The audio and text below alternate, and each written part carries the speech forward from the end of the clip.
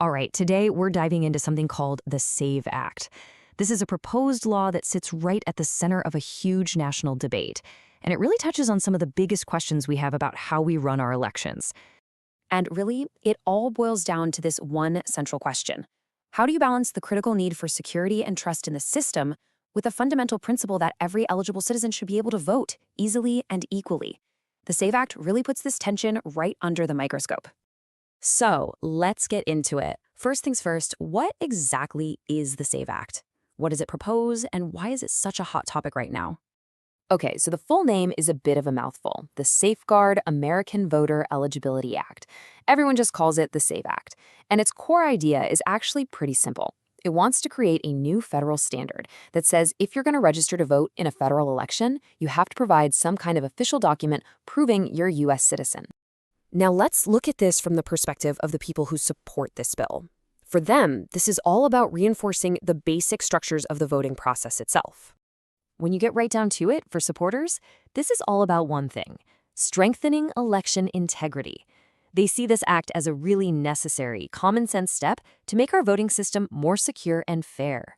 Their argument really focuses on two key things. First, it's about prevention, making sure only eligible citizens are signing up and casting a ballot. But the second point is just as important to them, and it's all about perception and trust.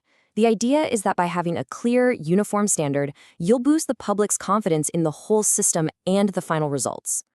So this is the crucial link from their perspective, the connection between the rules and the public's trust.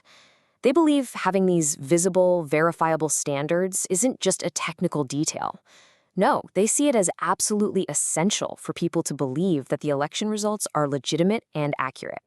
Okay, now let's flip the coin and look at the other side of this debate. While supporters are focused on security, you've got critics and civil rights groups raising some serious concerns about who could get left out. The big fear here is all about unintended consequences. Critics are arguing that, look, even if the goal is security, the way this law would work in practice could end up creating huge new roadblocks for citizens who have every legal right to vote. And this is where it gets really interesting, because it's not about a blanket impact on everyone. Critics are worried that certain groups of perfectly legal voters would be hit way harder than others. Think about it. We're talking about people who might not have easy access to something like a passport or an original birth certificate. Maybe an elderly person who was born at home decades ago and just doesn't have those formal records. Or a woman who got married. Her birth certificate has her maiden name, her driver's license has her married name, and suddenly there's a discrepancy. For these eligible voters, coming up with the right proof could be difficult, expensive, or maybe even impossible. And the pushback isn't just about the hurdles for individuals. Opponents are also warning that this could create a logistical nightmare for the people who actually have to run our elections. You can almost see the chain reaction that critics are worried about. It starts with piling a ton of new administrative work onto election offices that are already stretched thin. That could lead to major delays in getting new voters registered. And if people think it's going to be a huge hassle, they might just not even try, which could ultimately mean that lawful, eligible voters get left out of the process entirely. So all of this brings us right to the fundamental challenge of the SAVE Act. This isn't a simple right or wrong issue.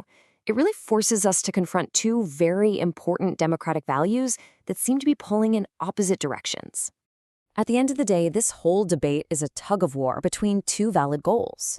On one side, you have the priority of making elections as secure as possible and making sure the public has confidence in them. And on the other side, you have the priority of making sure that access to vote is as broad and as equal as it can be for every eligible citizen. So, you see, this isn't just about the fine print of one single law. The SAVE Act has really become a flashpoint for a much, much bigger question in our democracy.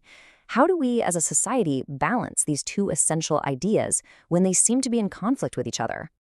And that leaves us with the ultimate question here, the one at the very heart of this whole debate. It's a question lawmakers and all of us as citizens are still grappling with, and there is no easy answer. Where do you draw the line between securing the ballot and protecting access to it?